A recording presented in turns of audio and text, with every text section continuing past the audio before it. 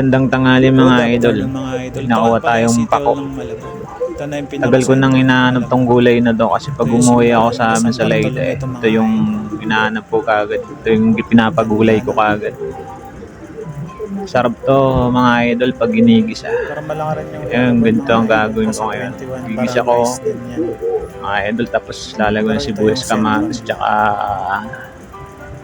dilis mga Maraming idol bangko para dyan mga masarap. idol.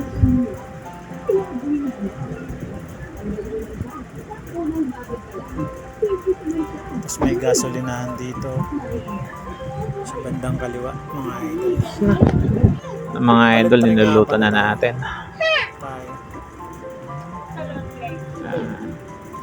Natin ng tubig.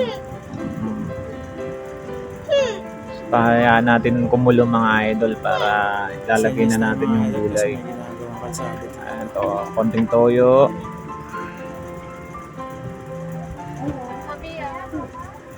Ito nga pala yung nagdudugtong na tulay ng bayan at saka Ayan, nalagay na natin. Tunsuya. Kulo na kasi mga idol. Nalagay na natin yung gulay na pako.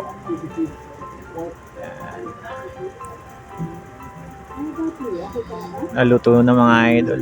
ito niya mga idol, malaki na yung ilog. Tsaka malinis na siya mga idol. Tsaka nilawakan na siya, malawak na siya.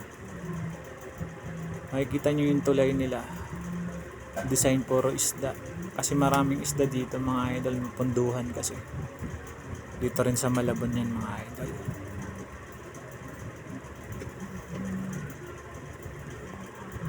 Oh.